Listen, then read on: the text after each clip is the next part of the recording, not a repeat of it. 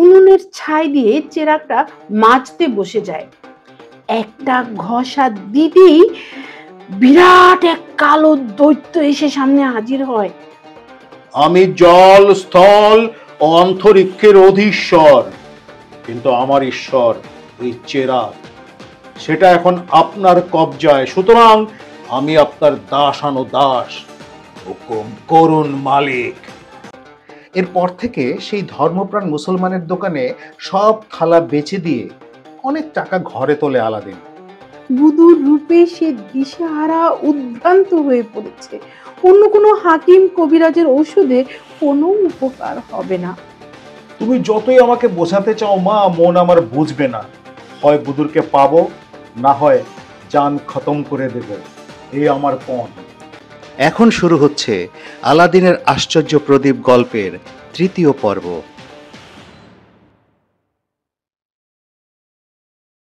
Aladdin আনন্দে মাকে জড়িয়ে ধরে। মাগো, এত দিনে তুমি আমার স্বপ্ন সফল করতে পেরেছ। শাহজাদি বুদুর এখন আমার, তাকে আর কেউ কেড়ে নিতে পারবে না। যে রত্ন আমি উপহার দিয়েছি সুলতানকে, তার সমান দূরে থাক 1000 ভাগের 1 ভাগও দেওয়ার সাধ্য নেই কারো। সুতরাং বুদুর আমার। আলাদিনের মা ছেলেকে আদর করে বলে, এখন ভালোই ভালোই শুভ কাজটা মিটে গেলে হয়। ওই কুনজর উজিরটাকে দেখে আমার ভালো ঠেকলো না বাবা। না জানি সূত্রটা কি শয়তানি বাধা দেয়। আলাদিন বলে, তুমি রাখো তো মা, উজিরের কি ক্ষমতা? সে আমার এক গাছে চুলও ছিঁড়তে পারবে না। তুমি দেখে নিও, ওই ব্যাটার নাকের ডগা দিয়ে শাহজাদিকে আমি শাদি করে ঘরে নিয়ে আসব। পুরো 3 মাস অপেক্ষা করতে হবে আলাদিনকে। মায়ে ছেলে দুজনে মিলে পল পল করে সময় গুনতে থাকে। এভাবে এক এক করে 2 মাস কেটে যায়। আলাদিন আশায় আনন্দে নেচে ওঠে। আর মাত্র 1 মাস, দেখতে দেখতে কেটে যাবে। মাকে ডেকে আলাদিন বলে, মা, শাদির তো আর মাত্র 1 মাস বাকি। তুমি এবার ধীরে ধীরে কেনাকাটা শুরু করো। সওদাপত্র তো অনেক লাগবে শাহজাদির সাথে শাদি। জাকজমকের ঘাটতি হলে তো চলবে না মা। আমি সেই কথাটাই ভাবছিলাম বাবা, আজই বাজারে যাচ্ছি। আলাদিনের মা বাজারে ঢুকেই তাজ্জব বনে যায়। সারা বাজারের প্রতিটি দোকান ঝলমল করছে। নানান রকম বাহারি সাজ পোশাক, শৌখিন জিনিসপত্রের চমকে চোখ ঝলসে যায় আর কি। একটা বড় দোকানে ঢুকে আলাদিনের মা সোনার জরির কাজ করা কয়েকটি মূল্যবান সাজ পোশাক ঝোলানো ছিল সেই দোকানের সামনে। তার একটার দাম জিজ্ঞেস করেছে। কত দাম এটার? দোকানি অবাক হয়ে আলাদিনের মায়ের দিকে তাকায়। তোমার কি মাথা খারাপ হয়েছে নাকি গো? জানো না আজ বাজারের দোকানে যত বাহারি সাজ পোশাক আর শখের জিনিসপত্র যা ঝোলানো হয়েছে সব বিক্রি হয়ে গেছে। বিক্রি হয়ে গেছে? বিক্রি হয়ে গেছে তো দোকানে রেখেছো কেন? সে তো ঘরে নিয়ে গেলেই পারো। তোমার সাহস তো কম নয়। কার সম্পর্কে কি কথা বলছো তা জানো? স্বয়ং শাহজাদি বুদুরের শাদির সাজ পোশাক এসব যা দেখছো সব। জানো না আজ রাতে উজিরের ছেলের সঙ্গে শাহজাদির বুদুরের শাদি হবে। উজির নিজে এসে এইসব সাজ পোশাক পছন্দ করে গেছে। এখনই তার লোক লস্কর আসবে, উটের পিঠে বোঝাই করে নিয়ে চলে যাবে। আলাদিনের মা নিজের কানকে বিশ্বাস করতে পারে না। তাড়াতাড়ি ছুটে যায় আর একটা দোকানে। সেই দোকানেও একই কথা। এরপর সে প্রায় উন্মাদিনীর মতো ছুটতে ছুটতে ঘরে ফিরে আসে। মাকে শূন্য হাতে আসতে দেখে আলাদিন অবাক হয়ে কাছে এসে জিজ্ঞেস করে, কি হলো মা, কি হয়েছে? তুমি একেবারে শূন্য হাতে ফিরে এলে যে, সওদা করনি কিছু? আমার মাথা ঘুরছে বাবা, গলা শুকিয়ে কাঠ হয়ে আসছে। আগে একটু পানি দে, সব বলছি। আলাদিন ছুটে গিয়ে 1 পেয়ালা পানি এনে মায়ের মুখে ধরে। ঢক ঢক করে পানিটুকু এক নিঃশ্বাসে পান করে মা বলে, বাবা, আমাদের কপাল ভেঙেছে। মানে? আলাদিন কিছুই আঁচ করতে পারে না। কি বলছো মা, কপাল ভেঙেছে মানে কেন? মা হাঁপাতে হাঁপাতে বলে, আমি বাজারে গিয়ে শুনে এলাম ওই ওই বাদর মুখ মুখপুরা উজিরটার ছেলের সঙ্গে শাহজাদি বুদুরের আজ শাদী হচ্ছে, আজ রাতেই। না মা, কি বলছো এসব? সে কি করে হয়? কেউ তোমার সাথে মশকরা করেছে? না না বাবা, আমি জনি জনি জিজ্ঞাসা করেছি, সবার মুখেই এক কথা, পথে ঘাটের মানুষ এই এই শাদীর কথায় মেতে উঠেছে। আমি নিজের কানে শুনে এসেছি। তাছাড়া সারা বাজারের সব সেরা সাজ পোশাক, শখের বাহারি জিনিস তামাম কিনে নিয়েছে ওই উজিরটা। আলাদিনের চোখ জ্বলে ওঠে, বলে, বেঈমান, বেঈমান। বেঈমান বলে বেঈমান? সুলতান নিজে মুখে আমাকে কথা দিল, শাহজাদি বুদুরের সঙ্গে তোমার ছেলের শাদী হবে। তা এ কি কোনো ইমানদারের বাক্য? সর্বনাশ হবে, ছারখার হয়ে যাবে সব। আলাদিন মাকে শান্ত করার চেষ্টা করে। মা, তুমি মেজাজ খারাপ করো না। কি করে এই মিথ্যের মোকাবেলা করতে হয় তা আমার জানা আছে। তবে এও তোমাকে বলে রাখলাম মা, ওই শয়তান উজির যদি স্বপ্ন দেখে তার গুণধর পুত্রের বধূ করাবে শাহজাদি বুদুরকে, সে গুড়ে বালি। আমার হাতে এমন অস্ত্র আছে যাতে বাছাধনের সব স্বাদ ধুলোয় মিটিয়ে যাবে। যাও মা, তুমি আর মন খারাপ করো না, ভালো করে খানা পাকাও, আমার খুব খিদে পেয়েছে। মা সুলতান আর উজিরের মুন্ডুপাত করতে করতে রান্নার ঘরের দিকে চলে যায়। আলাদিন ঘরের দরজা বন্ধ করে ঝোলা থেকে চেরাকটা বের করে। আলতো করে একটু ঘষা দিতেই সেই কালো দৈত্য এসে হাজির হয়। মাথা নিচু করে আনত হয়ে আলাদিনকে সে কুর্নিশ করে, বলে, আমি ত্রিভুবনের মালিক, আমার অসীম ক্ষমতার কাছে সবই পদানত। শুধু এই জাদুর চেরাগই হলো আমার একমাত্র ঈশ্বর, ওর নির্দেশ আমার শিরোধার্য। এখন আপনি যখন এই চেরাগের মালিক, সে কারণে আমি আপনার দাস। গোলামকে হুকুম করুন মালিক, আপনার আদেশ পালন করতে আমি প্রস্তুত। আলাদিন বলে, শোনো চেরাগ দাস, তোমাকে একটা কথা বলি। এবারে কিন্তু আমার খানা পিনার জন্য তোমাকে ডেকে পাঠাইনি। ব্যাপারটা বেশ জটিল এবং তোমাকেই তার সুরাহা করতে হবে। সুলতান আমার কাছে মণিরত্নের উপঢৌকন গ্রহণ করেছে এবং কথা দিয়েছিল তার কন্যা শাহজাদি বুদুরকে আমার সঙ্গে শাদী দেবে। কথা ছিল 3 মাস পরে আমাদের শাদী হবে, কিন্তু 2 মাস পার হতে না হতেই সুলতান তার বাগদানের সব কথা ভুলে গেছে, অথবা মনে রেখেও আমার সাথে বেইমানি করতে চলেছে। খবর পেলাম সে তার মেয়েকে উজিরের ছেলের সঙ্গে শাদী দিচ্ছে আজ রাতে, কিন্তু এই শাদী আইন সিদ্ধ নয়। যেন তেন প্রকারে উজিরের ছেলের হাত থেকে শাহজাদিকে রক্ষা করতে হবে। আমার একান্ত অধিকার আছে শাহজাদি বুদুরকে শাদী করা, সুতরাং অন্য কারো থাবা আমি বরদাস্ত করব না, এবং এ কারণেই আমাকে সাহায্য করার জন্য আজ তোমাকে ডেকে পাঠিয়েছি। দৈত্য বলল, আমাকে এত সব কৈফিয়ত দিচ্ছেন কেন মালিক? আমি আপনার আজ্ঞাবহ দাস মাত্র। আপনি হুকুম করুন, বান্দা তামিল করতে প্রস্তুত। আলাদিন বলে, ঠিক আছে, তবে শোনো, আজ সন্ধ্যায় যখন শাহজাদি বুদুরকে উজিরের ছেলের ঘরে ঢুকিয়ে দিয়ে সবাই চলে যাবে, সেই সময় তুমি তককে তককে আশেপাশে থাকবে। সাবধান, উজিরের ছেলেটা যেন ওর গায়ে হাতের স্পর্শ করতে না পারে। তুমি তাদের চোখে ঘুম ঢেলে দিয়ে ঘুম পাড়িয়ে দিবে তখনই। তারপর দুজনকে নিয়ে চলে আসবে আমার এখানে, আমার এই ঘরে। আর তারপরের ব্যাপার আমি বুঝবো। আর হ্যাঁ, আনার সময় পালঙ্কা শয্যা সহ নিয়ে আসবে ওদের, বুঝলে?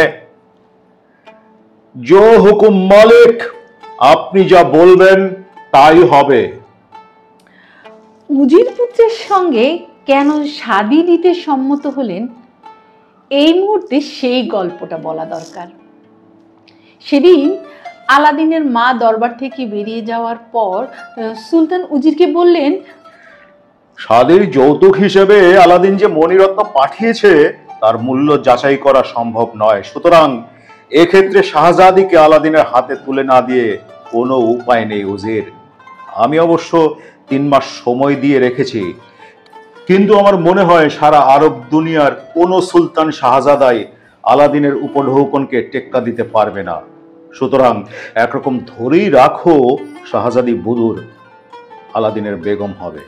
উজির বলে, কিন্তু জাহাপানা শাহজাদিকে শাদি করার পক্ষে একমাত্র যৌতুক উপঢৌকনি কি সব? ঘর বর কি কিছুই দেখার প্রয়োজন নেই?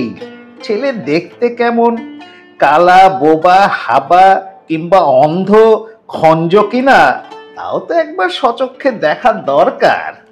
100 বার 100 বার 3 মাস সময়কে আমি শুধুই পিছিয়ে দিলাম নাকি?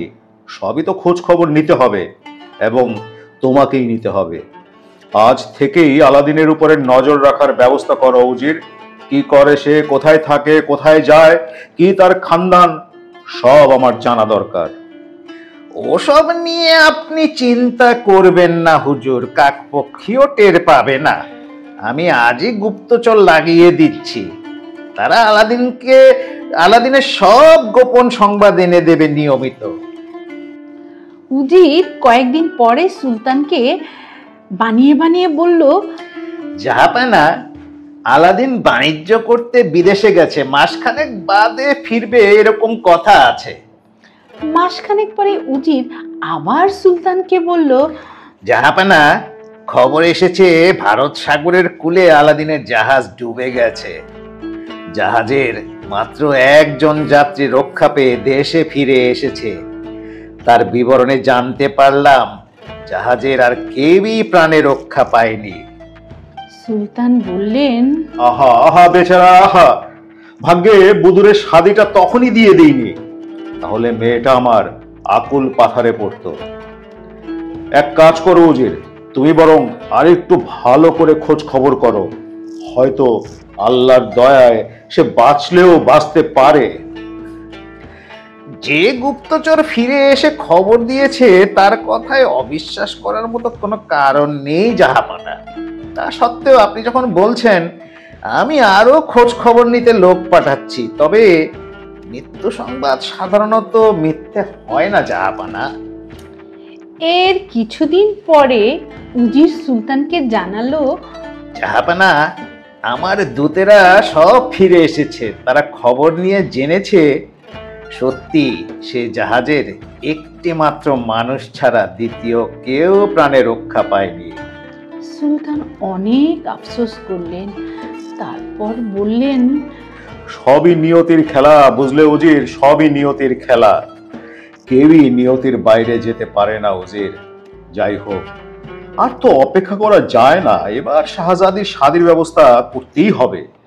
উজির করজোড়ে আর্জি পেশ করে, সুলতান মহানুভব, আপনি এক সময় আমার পুত্রকে জামাতা করার আশ্বাস দিয়েছিলাম। যদি অধমের আর্জি মঞ্জুর করেন তবে আমার ছেলেটার একটা গতি হয়। উত্তম উজির, তাই হবে। আমি আর দেরি করতে চাই না, 2-1 দিনের মধ্যেই শাদির সব ব্যবস্থা করে ফেলো। উজিরের চালে বিভ্রান্ত হয়ে বুদুরের শাদিতে সায় দিলেন তিনি। পরদিন থেকেই শাদির সাজ সাজ রব পড়ে গেল। সারা শহরে রটে গেল সেই বার্তা। দোকানপাটে নানা রকম বাহারি রংদার সাজ পোশাক এবং উপহার উপঢৌকনের জিনিসপত্র ঝলমল করে উঠল। উজিরের ঢালা হুকুম, বাজারের সেরা সেরা সব জিনিস তার ছেলের শাদির জন্য চাই, অন্য কাউকে তা বিক্রি করা চলবে না। দোকানিরাও মৌকা বুঝে দামি দামি সাজ পোশাক আর জিনিসপত্র আমদানি করে দোকান ভরে ফেলল এবং 3-4 গুণ দামে তা উজিরের কাছে বিক্রি করে মোটা মুনাফা ঘরে তুলতে লাগলো। আলাদিন তার মাকে তার ফন্দি ফিকিরের কোনো আভাস দিল না। দেখতে দেখতে বিকেল গড়িয়ে সন্ধ্যা নেমে এলো। খানাপিনা শেষ করে মা ঘরে শুতে চলে গেল। আর আলাদিন নিজের ঘরে এসে দরজা বন্ধ করে দৈত্যের আগমন প্রতীক্ষায় মুহূর্ত গুনতে থাকলো। এদিকে সুলতানের প্রাসাদে শাদীর মহা উৎসব সমারোহ চলছে। তখন একে একে অভ্যাগত আমন্ত্রিতরা বিদায় নিচ্ছে। শাহজাদি বুদুরকে যথারীতি উজির পুত্রের সঙ্গে বাসর ঘরের ব্যবস্থা করা হলো। প্রথা অনুযায়ী পাত্রপাত্রী উভয়ে ফুলশয্যা রাত্রি যাপন করবে। তাই শাহজাদি বুদুরকে নানা আনুষ্ঠানিকতা সম্পন্ন করে উজির পুত্রের ঘরে পালঙ্কে বসিয়ে দিয়ে ঘরের দরজা বন্ধ করে দিয়ে চলে গেল দাসদাসী ও শাহজাদির সঙ্গী মেয়েরা। উজির পুত্র পালঙ্কে শুয়ে এতক্ষণ শাহজাদির প্রতীক্ষায় অধীর হয়েছিল। এবার তাকে কাছে পেয়ে জড়িয়ে জাপটে ধরতে এগিয়ে যায়, কিন্তু পলকে এক তাজ্জব ঘটনা ঘটে গেল। পালঙ্কটা মেঝে ছেড়ে শূন্যে উড়ে যেতে লাগলো। আতঙ্কে দুজনেরই অবস্থা কাহিল, প্রায় হতচৈতন্য বলা যায়। প্রাণপণে বিছানায় মুখ ঢেকে পড়ে রইল ওরা। পালঙ্কটা নিমেষেই খোলা জানলা দিয়ে বেরিয়ে আকাশপথে উড়ে চলল এবং কয়েক মুহূর্তের মধ্যেই আলাদিনের ঘরের মেঝে এসে নামলো। এসবই দৈত্যের জাদুর কারসাজি। অদৃশ্য দৈত্য এবার স্বরূপ ধারণ করে আলাদিনকে মাথা নিচু করে কুর্নিশ জানিয়ে বলল, হুজুর, হুকুম তালিম হয়েছে, এবার কি করতে হবে আজ্ঞা করুন, বান্দা প্রস্তুত। আলাদিন উজির পুত্রের দিকে ইশারা করে বলল, ওই শয়তানটাকে একটা নোংরা নর্দমার মধ্যে রেখে আসো, আর তারপর তুমি আজকের মতো বিদেয় হও। কাল খুব ভোরে রাতের আধার কাটতে না কাটতেই আবার এসে হাজির হবে আমার সামনে। তারপর তখন যা বলার বলবো। জো হুকুম মালিক। এই বলে উজিরের ছেলেকে এক হাতে চ্যাংদোলা করে তুলে নোংরা নর্দমার দিকে নিয়ে চলে গেল দৈত্য। আলাদিন দেখল মখমলের শয্যায় শাহজাদি বুদুরের দেহখানা এলিয়ে পড়ে আছে। চোখে মুখে তার আতঙ্ক। আলাদিন বলল, শাহজাদি, ভয়ের কোনো কারণ নেই, আমি তোমার কোনো ক্ষতি করব না, আমাকে বিশ্বাস করো। যদিও তুমি আর আমি এই ঘরে একা, তবু কথা দিচ্ছি তোমাকে স্পর্শ করব না আমি। আলাদিনের এ কথায় শাহজাদি বুদুর তেমন কোনো ভরসা পায় না। সন্দেহের চোখে সে আলাদিনের দিকে তাকায়। আলাদিন বলে, আমাকে নির্ভয়ে নির্ভর করতে পারো শাহজাদি, তোমার কোনো অসম্মান আমি করব না। তোমার বাবার প্রাসাদে যেমন নিরাপদ আশ্রয়ে ছিলে, এখানেও ঠিক তেমনি নির্ভয়ে নিরাপদে থাকবে তুমি।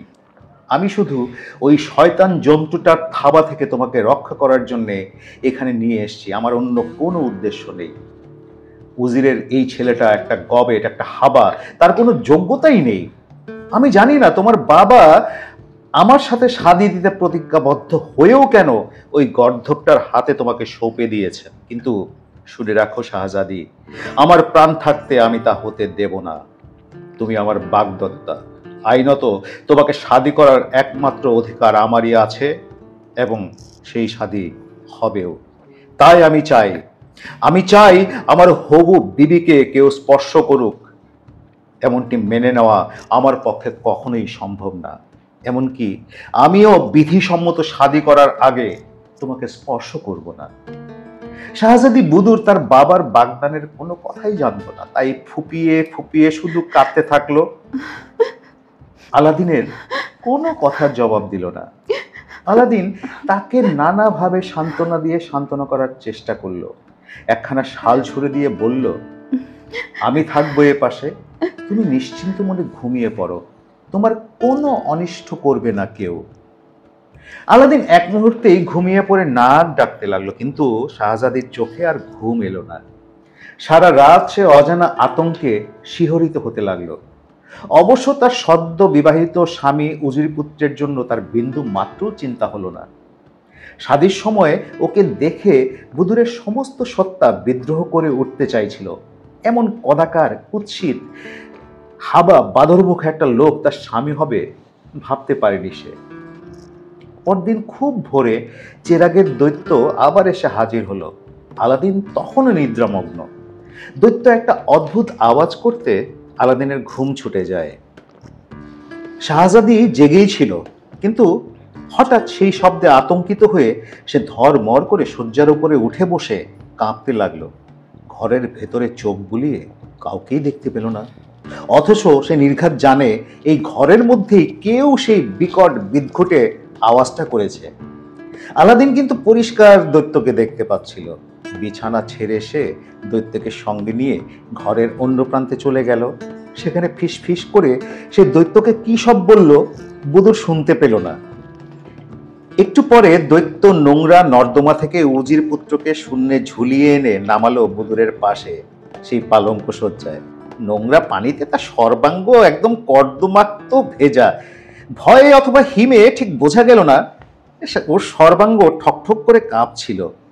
এরপর পালঙ্কটা আবার শূন্যে উঠে জানালা দিয়ে বাইরে বেরিয়ে আকাশ পথে বায়ুবেগে সুলতানের প্রাসাদের দিকে উড়ে চলল। পলকের মধ্যেই আবার সুলতান প্রাসাদের যথা নির্দিষ্ট ঘরের মধ্যে এনে নামিয়ে দিয়ে গেল দৈত্য। বুদুর আর উজির পুত্র তো বোবা, বিস্ময়ে দেখল পালঙ্কটা আবার তাদের নিজেদের কামরায় ফিরে এসেছে। কিছুক্ষণ পর বুদুরের বাবা মা দেখতে এলেন। বুদুর আকুল হয়ে মাকে জড়িয়ে ধরে ফুপিয়ে ফুপিয়ে কাঁদতে লাগে। মা মেয়েকে কপালে চুমু দিয়ে সোহাগ করে বলে, কি বাছা, কি হয়েছে? শাদির প্রথম রাতে ভয় পেয়েছিস? তা ভয় পাওয়ার কি আছে বাছা? বুদুর মাকে আরো নিবিড়ভাবে জড়িয়ে ধরে। না মা, ওসব কিছু না। তবে তবে কি হয়েছে মা? কথার কোনো জবাব দেয় না বুদুর। সুলতান জামাতার দিকে দৃষ্টিপাত করেন, কিন্তু উজির পুত্র মাথা নিচু করে বসে থাকে, কোনো কথা বলতে পারে না। সুলতান এবং বেগম দুজনই অবাক হয়ে মুখ চাওয়াচাওয়ি করতে থাকেন। উজির পুত্র শয্যা ছেড়ে নেমে সুরসুর করে গোসলখানায় গিয়ে ঢোকে। গত রাতের নর্দমার নোংরা জলে তার সর্বাঙ্গ কাদা কাদা হয়েছিল। গোসলখানায় ঢুকেই সে গামলা গামলা পানি ঢেলে ময়লা কাদা ধুয়ে সাফ করার কসরত করতে থাকে। মনে মনে ভাবে, ও রাতের ওই লজ্জার কাহিনী সে বলবে কি করে লোককে? বুদুর নীরবে চোখের জলে গাল ভাসিয়ে দিতে থাকে। মা বাবার হাজার প্রশ্নের একটা জবাবও দিতে পারে না। গতরাতে ওই অবিশ্বাস্য অলৌকিক লজ্জাকর কাহিনী কি করে শোনাবে সে তাদের? আর শুনলেই বা তারা সে কথা বিশ্বাস করবেন কেন? মেয়ের অঝোর নয়নে কান্নায় মা কিছুটা ক্ষুব্ধ হয়ে প্রশ্ন করেন, সব মেয়েরই শাদির প্রথম রাতে অদ্ভুত লাগে। কারো সুখের মনে হয়, আবার কেউ আতঙ্কে শিউরে ওঠে। কিন্তু এসবই তো সাময়িক মা। দুটো রাত কাটাতে পারলেই দেখবি সব ঠিক হয়ে যাবে। তখন আজ যার কথা ভেবে আতঙ্কিত হচ্ছিস, দেখবি তখন তার জন্যই প্রাণে আকুলি বিকুলি করবে। এখন কান্না থামা বেটা, লজ্জা করিস নি। সত্যি করে বলতো, জামাই তোর সঙ্গে কিরকম ব্যবহার করেছে? তবু বুদুর চুপ করে থাকে। মা অধৈর্য হয়ে বলেন, কি কথার জবাব দিবি না? যা বাবা, এত ঢং করছিস কেন? আমিও তো এক সময় শাদির কনে হয়েছিলাম, হইনি? তোর মতো তো এত সৃষ্টি ছাড়া কাণ্ড করিনি। তোর বাবা আর আমি এই 7 সকালে ছুটে এসেছি তোর খবর নিতে, তাও তো তোর মান সম্মান রক্ষা করা উচিত তার। বুদুর দেখলো বাবা মা উভয়ই বিশেষ চিন্তিত এবং আহত অপমানিত হয়েছেন, সুতরাং আর চুপ করে থাকা সঙ্গত হবে না। মা, তোমরা কি করে ভাবলে তোমাদের উপর আমার শ্রদ্ধা ভক্তি এতটুকু কম আছে? আমি এতক্ষণ চুপ করে আছি শুধু লজ্জায়। কি করে বলবো সেসব কথা ভেবে পাচ্ছি না মা। কি যে ঘটে গেছে গত রাতে, আমি নিজেই তা এখনো বুঝতে পারছি না। একেবারে আজগুবি অবিশ্বাস্য ভুতুরে কাণ্ড। এরপর অনেক সময় ধরে নানাভাবে বর্ণনা করে মা বাবাকে গত রাতের ঘটনার বিস্তারিত বিবরণ শোনালো সে। তার স্বামী পাশে শোয়ার সঙ্গে সঙ্গে পালঙ্কটা কিভাবে উঠে জানালা দিয়ে বেরিয়ে আকাশপথে উড়তে উড়তে এক অজানা বাড়ির একটা ঘরে গিয়ে নেমেছিল এবং সেই ঘরের এক সুন্দর যুবক তার পাশে সারা রাত শুয়েছিল, অথচ তাকে স্পর্শ পর্যন্ত করেনি। সেই সব ঘটনা সে বাবা মার সামনে খুলে বলল। তখনও বুদুরের আতঙ্ক কাটেনি। সে কাঁদতে কাঁদতে বলল, মা, আমি কিছুতেই বুঝতে পারছি না কিভাবে কোন অদৃশ্য শক্তি আমাদের উড়িয়ে নিয়ে গিয়েছিল সেখানে। সকাল হওয়ার আগেই আমাদের পালঙ্কটা উঠতে উঠতে ফিরে এলো এই বাসর কক্ষে। আমি এখনো ভাবতে পারছি না মা, শাদীর প্রথম রাতে এমন একটা অলক্ষণিক কাণ্ড কেন ঘটলো। সুলতান এবং বেগম পরস্পরের দৃষ্টি বিনিময় করেন। ওদের আর বুঝতে বাকি থাকে না, শাদীর প্রথম রাতের আতঙ্কে মেয়ে সারা রাত ধরে দুঃস্বপ্ন দেখেছে। মা বললেন, বেটা, ওসব মন থেকে মুছে ফেলো। শাদীর প্রথম রাতে অনেক মেয়েরই ওরকম হয়ে থাকে। যাই হোক, আমাদের কাছে যা বললে তা অন্য কারো কাছে বলো না। এমন কথা শুনলে লোকে তোমাকে পাগল বলবে। যাক, ওসব নিয়ে মাথা ঘামিও না। মন থেকে ওসব বাজে দুঃস্বপ্নের কথা মুছে ফেলো। হাসি গানে মেতে থাকো। তুমি আমাদের একমাত্র কন্যা। তোমার শাদীর জন্য দেশ বিদেশ থেকে কত গণ্যমান্য মেহমান এসেছে। সারা দেশের মানুষ কত আনন্দ উৎসবে মেতে উঠেছে বলো তো। 40 দিন ধরে চলবে এই উৎসব।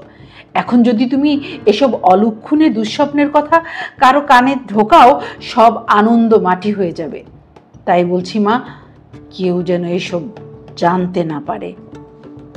সুলতান এবং বেগম মেয়েকে নানা রকম উপদেশ বাক্য শুনিয়ে ঘর থেকে বেরিয়ে গেলেন। গোসলখানা থেকে গোসল করে উজির পুত্র আবার ঘরে ফিরে আসছিল।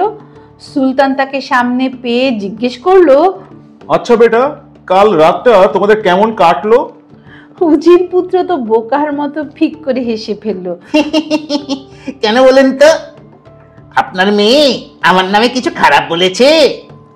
সুলতান বলে, না না না, খারাপ বলবে কেন, খারাপ বলবে কেন? কিন্তু মনে হলো সাধারণভাবে যেমনটা কাটা উচিত তা ঠিক কাটেনি। কি ব্যাপার বলো তো?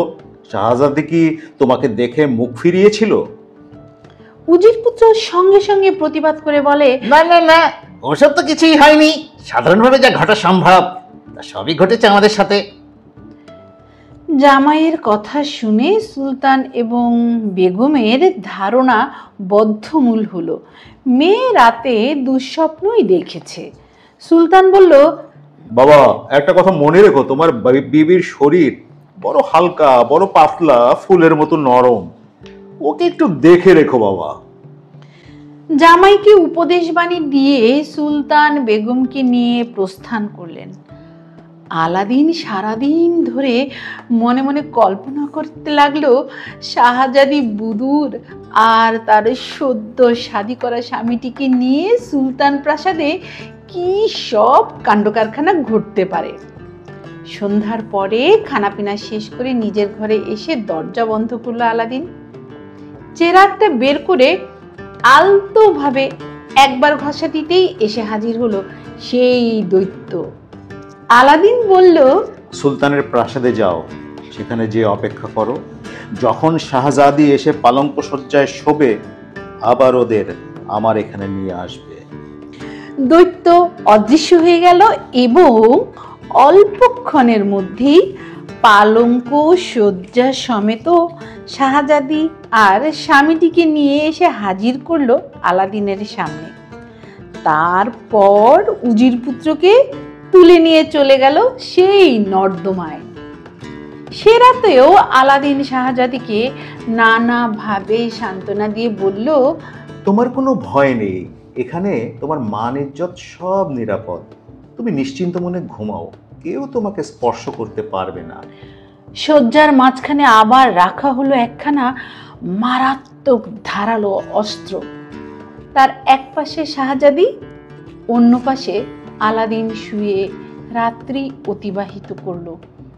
পরদিন সকাল হওয়ার আগেই আবার সেই দৈত্য এসে পালঙ্ক সহ ওদের দুজনকে রেখে এলো প্রাসাদের বাসর ঘরে।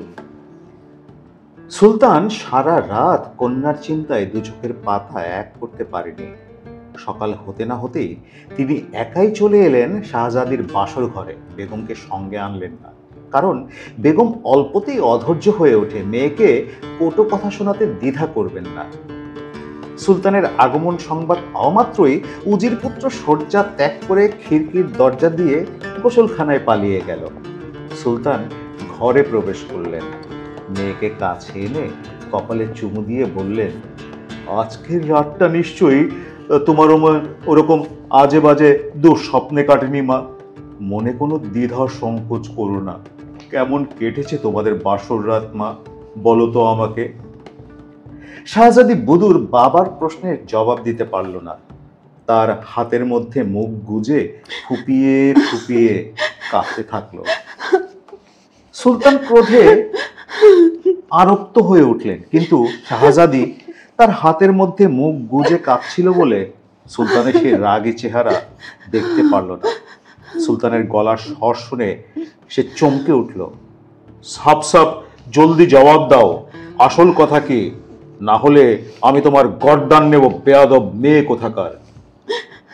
বুদুর বাবার এই হুঙ্কারে কান্না বিজড়িত ভাঙা ভাঙা কণ্ঠে বলতে পারল, আব্বাজান, আব্বাজান রাগ করো না, আমাকে দয়া করো। কেন জানি না আজ রাতেও ঠিক একই ঘটনা ঘটেছে। এ কথা শুনলে আম্মা আমাকে আস্ত রাখবে না জানি, কিন্তু আব্বাজান তুমি আমার অসহায় অবস্থা নিশ্চয়ই বুঝতে পারবে। এ কি দুর্বিপাকে পড়লাম আমি, কি অপরাধ করেছি, কেন কেন এভাবে আল্লাহ আমাকে সাজা দিচ্ছেন। এর চেয়েও যে মরাও অনেক ভালো। আব্বাজান আমি তোমাকে বলছি, আজ রাতেও যদি ফের একই ঘটনা ঘটে তবে আর এ জীবন আমি রাখবো না। কাল সকালে তোমরা আমার জ্যান্ত দেখতে পাবে না আর। কন্যার কথায় সুলতানের হৃদয় বিগলিত হয়ে উঠল। মেয়ের মাথায় হাত বুলিয়ে আদর করেন তিনি। সত্যি করে বলো তো মা, কি কি ঘটনা তুমি প্রত্যক্ষ করেছো আমাকে বলো। তোমার কোনো ভয় নেই, এখানে তোমার মা আসেননি, ভয়ের কোনো কারণ নেই, আমাকে সব খুলে বলো দেখি মা। বুদুর বাবার বুকে মুখ গুজে কাঁদতে কাঁদতে সব সবিস্তারে খুলে বলল। তোমার যদি বিশ্বাস না হয় আব্বাজান, উজির পুত্রকে তুমি জিজ্ঞাসা করে দেখো, তাহলেই বুঝতে পারবে আমি কতটা কি সত্য বললাম। সুলতানের চোখ জলে ভরে ওঠে, প্রায় চিৎকার করে বলতে থাকেন, এ সবই আমার দোষ মা, এ সবই আমার দোষ। আমি তোমাকে হাত পা বেঁধে দরিয়ায় ফেলে দিয়েছি, এমন একটা অকাল কুসুমান্ডের হাতে তোমাকে সঁপে দিলাম। তোমাকে রক্ষা করার কোনো ক্ষমতাই ওই বোকাটার নেই, তা বেশ বুঝতে পারছি। আমার কত আশা, কত স্বপ্ন ছিল তুমি আমাদের আদরের দুলালি, সুখে থাকবে, তোমার মুখে হাসি দেখবো, এটাই ছিল আমাদের একমাত্র বাসনা। কিন্তু বিধি বাম। আমি দেখছি তোমার কাছে এই জীবন খুব কঠিন মনে হচ্ছে, মৃত্যুর আতঙ্ক তোমাকে ঘিরে ধরেছে। এর চেয়ে দুঃখের, বেদনার আর কি হতে পারে মা। আমি ওই অপদার্থ হাম্মকটার বাবাকে ডেকে পাঠাচ্ছি, তার কাছে আমি কৈফিয়ত তালেব করব। কেন তার ছেলেকে দিয়ে আমার মেয়ের জীবনটাকে এইভাবে তছনছ করে দিচ্ছে। তুমি নিশ্চিন্ত থাকো মা, সহজে আমি ওদের বাপ বেটাকে রেহাই দেব না। এরপরে আর একটা দিনও যাতে এসব ঘটনা না ঘটে তার ব্যবস্থা আমাকে করতেই হবে মা। সুলতান বুদুরদের বাসর কক্ষ ছেড়ে নিজের দরবারে ফিরে এলেন। ক্রোধে তার সর্বাঙ্গ কাঁপছিল। মনে মনে প্রতিজ্ঞা নিয়েছেন এই বিশ্রী ব্যাপারের ইতি তিনি ঘটাবেনি। উজিরকে ডেকে পাঠালেন সুলতান। উজির হন্তদন্ত হয়ে ছুটে এলো। সুলতান ক্রোধে ফেটে পড়লেন। তোমার ওই গুণধর পুত্রটি কোথায় উজির? হাজির করো তাকে। গত 2 রাতে কি সব ঘটনা ঘটেছে সে তোমাকে কিছু বলেছে? উজির করজোরে বলল, আপনার ক্রোধের টান, আপনার ক্রোধের কারণ আমি অনুধাবন করতে পারছি না জাহাপানা। না, ছেলে তো আমাকে কিছু বলেনি। যদি অনুমতি করেন আমি এখনই গিয়ে তাকে জিজ্ঞাসাবাদ করতে পারি। হ্যাঁ উজির, তাই যাও, গিয়ে জিজ্ঞাসাবাদ করো ওই উল্লুকটাকে। উজির দরবার থেকে ছুটে বেরিয়ে যায় ছেলের সন্ধানে। উজির পুত্র তখন গোসলাদি শেষ করে সবে গোসলখানা থেকে বেরিয়েছে। উজির তাকে দেখতে পেয়েই রাগে ফেটে পড়ে। হারামজাদা শয়তান, বল কি হয়েছে গত 2 রাতে? কৈফিয়ত দে, কেন আমাকে সত্যি কথা জানাসনি? পিঠের চামড়া, তোর পিঠের চামড়া আজ আমি খুলে নিব বদমাইশ। উজির দুলাল মাথা হেট করে বলে, আমি বলবো ভেবেছিলাম আব্বাজান, কিন্তু লজ্জায় সে কথা বলতে পারিনি আপনার কাছে। লজ্জা? কিসের লজ্জা? কি ব্যাপার ঘটেছে খুলে বল আমাকে, আমি শুনবো। উজির তনয় গত 2 রাতের সমস্ত ঘটনা বর্ণনা করলো তার কাছে। সব শুনে উজিরের মুখ কালো হয়ে যায়। ছি ছি ছি, এসব কথা শোনার আগে তোর মরা মুখ আমি কেন দেখলাম না? কেউ এক গাছি দড়িও কি তোর জোটেনি? কড়ি কাঠে ঝুলে জান খতম করে দিতে পারেনি বেশারাম? উজির পুত্র অধবোদন হয়েই বলে, সত্যি আব্বাজান, সত্যি, এর চেয়ে মৃত্যুই আমার কাছে ভালো। এমন শাদিতে আমার দরকার নেই। অমন পরমা সুন্দরী শাহজাদি আমি চাই না আব্বাজান। আমি ঠিক করেছি, ওকে আমি 3 তালাক বয়ান তালাক দেব আজই। আপনি সুলতানকে বলে দিন আজ থেকে স্বাধীনামা নাকচ হয়ে গেল। আমি বাচ্চা হতে চাই না আব্বাজান। ধন দৌলত রাজত্ব শাহজাদিতে আমার লোভ নেই, আমার সব শখ মিটে গেছে আব্বাজান। ছেলের কথায় উজির মুষড়ে পড়ে। তার কত উচ্চাশা ছিল সে একদিন এই বিশাল রাজত্বের একচ্ছত্র অধিপতি হবে, তার হুকুমেই সব চলবে। কিন্তু মুখ পুরো বাদর, ছেলেটা এসব কি বলছে? তার সব স্বাদ যে ভেস্তে গেল। আমি বুঝতে পারছি কষ্ট, অনেক কষ্ট সহ্য করতে হচ্ছে, কিন্তু একটা কথা কি ভেবে দেখেছো এর ফলে তুমি কি হারাবে? তার চেয়ে বলি কি, ধৈর্য ধরো, আরেকটা রাত দেখো। কথা দিচ্ছি আমি তোমার সঙ্গে সশস্ত্র পাহারার ব্যবস্থা করব। তোমার কোনো ভয় নেই, কেউ তোমাকে স্পর্শ করতে পারবে না। আব্বাজান, আপনি যত পাহারার ব্যবস্থা করতে পারেন করেন, কিন্তু আমি আর ওই অপয়া বাসর ঘরে ঢুকবো না আব্বাজান। উজির বিষণ্ণ মনে ফিরে আসে দরবারে। সুলতান জিজ্ঞেস করেন, এবার তোমার কি বলার আছে বলো উজির। উজির মাথা হেঁট করে বলে, হুজুর, শাহজাদি যা বলেছেন তা সবই সত্যি, সবই সত্যি জাহাপানা, কিন্তু সেজন্য আমার ছেলের কোনো দোষ নেই। যাই হোক, শাহজাদি বুদুরকে এই ভীতি থেকে, এই লজ্জা থেকে অব্যাহতি দেওয়ার জন্যেই আমার পুত্র তাকে তালাক দিতে চায়। চমৎকার চমৎকার, আমিও সেই একই কথা ভেবেছিলাম। এই শাদী সুখের হতে পারবে না, সুতরাং তালাকি শ্রেয়। পাত্র যদি তোমার পুত্র না হতো উজির, তবে আমি তাকে তলোয়ারের এক কোপেই খতম করে দিতাম। যাক, আপদ চুকে গেছে। তুমি আজই আবার সারা দেশে ঘোষণা করে দাও শাহজাদির শাদী নাকচ হয়ে গেছে। আর এও জানিয়ে দাও সবাইকে, যদিও উজির পুত্রের সাথে তার শাদী হয়েছিল, তবু এখনো সে কুমারী। আলাদিন ঘরে বসেই জানতে পারলো শাহজাদির শাদী নাকচ হয়ে গেছে। আনন্দে সে নেচে উঠল। আশ্চর্য জাদু চেরাগের দৈত্যের উদ্দেশ্যে সে 2 হাত তুলে আশীর্বাদ জানাতে থাকলো। এত সহজে এমন চমৎকারভাবে কাজ সমাধা হয়ে গেল। ওই দৈত্য ছাড়া এসব কি সম্ভব হতে পারত? সুলতানের কথা মতো 3 মাসের শেষ দিন পর্যন্ত সে চুপচাপ অপেক্ষা করল। তারপর আলাদিন মাকে বলল, মা, এবার তুমি সুলতানের কাছে যাও, গিয়ে বলো তোমার কথা মতো আমি 3 মাস অপেক্ষা করেছি, এখন আপনি আপনার সত্য রক্ষা করুন।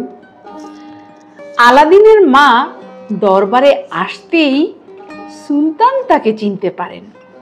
উজিরের দিকে অর্থপূর্ণ দৃষ্টিতে তাকালেন তিনি। উজির তখন কম্পমান। সুলতানকে বলল, জাহাপানা, আমাদের পরম সৌভাগ্য যে সেই জাহাজডুবিতে আল্লাহর অশেষ কৃপায় আলাদিন প্রাণে রক্ষা পেয়ে দেশে ফিরে এসেছে সম্প্রতি। কথাটা আমি আপনাকে বলতে ভুলে গিয়েছিলাম জাহাপানা, আমার গোস্তাখি মাফ করুন। সুলতান বললেন, আল্লাহ আমাকে সত্যভ্রষ্ট থেকে রক্ষা করেছেন উজির। আজ যদি তোমার ছেলে শাহজাদিকে তালাক দিয়ে মুক্ত না করত, তাহলে আমি বিশ্বাসঘাতক হতাম। খোদা মেহেরবান, তিনি আমার সত্য রক্ষা করেছেন। উজির তখন ঈর্ষায় জ্বলছিল। শাহজাদির শাদি বাগড়া দিয়ে ভন্ডুল করার শেষ একটা চেষ্টা করলো সে। বলল, জাহাপানা, আপনি আমাকে হুকুম করেছিলেন পাত্রের সম্পর্কে খোঁজ খবর নিতে। আমি ব্যক্তিগতভাবে সব তথ্য সংগ্রহ করেছি। আলাদিনের বাবা এই শহরের এক প্রান্তে ছোট্ট দর্জির দোকানে কাজ করে প্রায় অর্ধাহারে অনাহারে দিন কাটাতো। মরার সময় সে একটা কানা করিও রেখে যেতে পারেনি বিবি বাচ্চার জন্যে। এখন জাহাপানা, আপনি নিজেই বিবেচনা করে দেখুন, এই দিন দরিদ্র দর্জি সন্তানের সঙ্গে আপনার কন্যার শাদী দেওয়া সঙ্গত হবে কিনা। আমার তো একদম বিশ্বাস হয় না যে সে আরামায়েশে জীবনযাপন করতে পারবে। কিন্তু এখন তো সে আর গরিব নেই উজির। যেসব রত্নমানিক সে যৌতুক পাঠিয়েছিল তা দেখার পর নিশ্চয়ই তোমার মনে কোনো সংশয় থাকার কারণ নেই। আমিও সে কথাই বলছি জাহাপানা, এই সামান্য কিছুকাল আগেও যার ঘরে দুবেলা উনুন জ্বলতো না, সেই সম্পদ রোজগার করলো কি করে? তুমি একটা আস্ত আহাম্মক উজির। যেসব রত্নমণি মাণিক্য সে আমাকে পাঠিয়েছে তা কেউ রোজগার করে কখনোই সঞ্চয় করতে পারবে না উজির। একটা জীবন দূরে থাক, 7 পুরুষ ধরে ব্যবসা বাণিজ্যে ফুলে ফেপে উঠলেও এই ধন সম্পদ সংগ্রহ করা সম্ভব নয়। একমাত্র খোদা তাআলার অসীম দয়া ছাড়া এসব কেউ পেতে পারে না। তার নিজের নসিবেই হোক আর তার পূর্বপুরুষের নেক কাজের ফলেই হোক, একমাত্র আল্লাহর অনুগ্রহেই সেই রকম দুর্লভ সম্পদের মালিক হতে পেরেছে। কিভাবে, কেমন করে সে হতে পেরেছে সেই তথ্য আমাদের জানার প্রয়োজন নেই। এতটুকু বুঝতে পেরেছি সে পরম ভাগ্যবান পুরুষ হয়ে জন্মেছে। সুতরাং শাহজাদি বুদুর তারই বিবি হওয়া উচিত বলে মনে করি আমি। উজির দেখল আর কোনো মতেই সুলতানকে নিরস্ত করা যাবে না। তবু শেষবারের মতো আরেকটা বান ছুড়ল সে।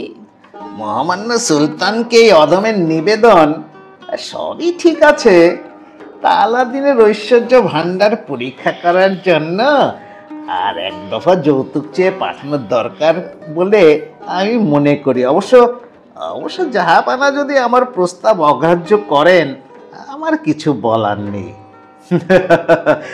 উত্তম উত্তম উজির, তাহলে পাত্রের মাকে সেই বয়ানি শুনিয়ে দাও। ঠিক আছে, ওর মাকে আমার সামনে এসে দাঁড়াতে বলো। যা বলার আমি বলছি। সুলতানের হুকুম মতো আলাদিনের মা তার সামনে এসে কুর্নিশ করে দাঁড়ালো। সুলতান বললেন, আমি তোমাকে দেখেই চিনতে পেরেছি। আমি আমার হলফের কথা ভুলিনি। আমার মনে আছে তোমার পুত্রের সঙ্গেই শাহজাদির শাদী হবে, সন্দেহ নেই। এবার তাহলে দেনমোহরের কথায় আসা যাক। কি বলো? এই কথা তো সারা দুনিয়ার মানুষ জানে, শাহজাদি বুদুরের রূপের তুলনা নেই কোথাও। সুতরাং যোগ্য পাত্রীর যোগ্য দেনমোহর তো দিতে হবে। জাহাপনা যথার্থই বলেছেন। উপযুক্ত দেনমোহর ছাড়া তো শাদী সুসম্পন্ন হতে পারে না। আপনি আজ্ঞা করুন হুজুর, আপনার অভিলাষ পূরণ করব। ও সাবাস সাবাস। তবে শোনো, আমার কন্যা যা চায় তার ফিরিস্তি আমি তোমাকে শোনাচ্ছি। 3 মাস আগে যে রত্ন মণিগুলো আমাকে উপঢৌকন পাঠিয়েছিল তোমার পুত্র, সেরকম 40খানা সোনার থালায় ভর্তি করে ওই ধরনের মণিমাণিক্যের ফল সাজিয়ে নিয়ে আসবে 40 জন সুন্দরী সুবেশাবাদী। আর বাদীদের পাহারা দিয়ে নিয়ে আসবে 40 জন নিগ্র খোঁজা। তারা কালো হলেও দেখতে হবে সবাই সুন্দর, তাগড়া, যুবক আর জওয়ান। তারা সবাই বাদশাহী কেতা অনুসারে যথাযোগ্য সুন্দর সুন্দর সাজে সুসজ্জিত হয়ে আসবে আমার প্রাসাদে। বাস, এর বেশি আমার কিছু চাইবার নেই পাত্রের মা। অবশ্য তোমার ছেলে এর আগে আমাকে যা পাঠিয়েছে তার একটা মণিমাণিক্যের মূল্য অনেক। কোন সুলতান বাদশাহী সব মণিমাণিক্যের একটাও সংগ্রহ করতে আনতে পারবে না, আমি জানি। তাই এ আমার দাবি নয়, অভিলাষ। যদি তোমার পুত্র পূরণ করতে পারে আমি খুশি হব। আলাদিনের মা সুলতানের বায়না শুনেই শিউরে উঠল। সর্বনাশ! এরকম অসম্ভব দাবি কেউ পূরণ করতে পারে নাকি? এ তো শাহজাদিকে না দেওয়ার ছল। মুখে হ্যাঁ না কোনো শব্দ উচ্চারণ না করে সে নীরবে দরবার ছেড়ে ঘরে ফিরে যায়। কাঁদতে কাঁদতে সে ছেলেকে বলে, আমি আগেই বলেছিলাম বাবা, ওসব সুলতান বাদশাহের সংস্রবে যেতে নেই। তুই শাহজাদি বুদুরের আশা ছাড়, কিন্তু আমার কথা শুনলি না। এখন ঠেলা বোঝ। আলাদিন উৎকণ্ঠিত হয়ে জিজ্ঞেস করে, মা, কি হয়েছে? আবার কি ঝামেলা হলো? আলাদিনের মা তখন ইনিয়ে বিনিয়ে লোভী শকুনি সুলতানের লালসার কাহিনী শোনালো ছেলেকে। বাবা, তখন যদি ওই সোনার থালাগুলো না বেচে লুকিয়ে রাখতিস, তবে আবার না হয় পাহাড়ের গুহায় ঢুকে ওরকম কিছু কাচের ফল সংগ্রহ করে আনতিস। কিন্তু সেসব কাচ পাথরের ফল জোগাড় হলেও 40খানা সোনার থালা কোথায় পাবি বাবা? আর সোনার থালাও যদি জোগাড় হয়, ওই 40টা সুন্দরী বাদী, 40টা নিগ্র তুই কোথায় পাবি? জানিস বেটা, সুলতান হয়তো অত খারাপ নয়, কিন্তু ওই বাঁদর মুখ, ওই পাজি উজিরটাই যত নষ্টের গোড়া। যত সব কুবুদ্ধি ওই লোকটাই জোগাচ্ছে তাকে। সে চায় না এ শাদী হোক। কারণটা অতি সোজা। এত বড় হুকুমত আর অমন সুন্দরী শাহজাদি তার হাতছাড়া হয়ে গেছে। এ শোক কি সে ভুলতে পারে? আমি স্বচক্ষে দেখলাম ওই শয়তান উজিরটা সুলতানের কানে কুমন্তর দিচ্ছিল। মা, তোমাকে মুখ কালো করে ঢুকতে দেখে আমার আত্মা তো খাঁচা ছাড়া হয়ে গিয়েছিল মা। ভাবলাম আবার বুঝি সব এলোমেলো হয়ে গেছে, কিন্তু এখন ধরে প্রাণ এলো। যাক, বাঁচালে তুমি। ধরে প্রাণ এলো বলিস কি বাবা? সুলতানের যা বায়না, তাতে কি শাহজাদিকে ঘরে আনতে পারবি কখনো? মা, অবশ্যই পারবো। তুমি কিছু ভেবো না। তুমি জানো না আমার হাতে কি মোক্ষম অস্ত্র আছে। টাকা পয়সার সমস্যা আমার কাছে কোনো সমস্যাই নয়। এক নিমেষে আমি সুলতানের সব চাহিদা পূরণ করে দেব। তুমি নিশ্চিন্ত হয়ে নাক ডাকিয়ে ঘুমাও মা।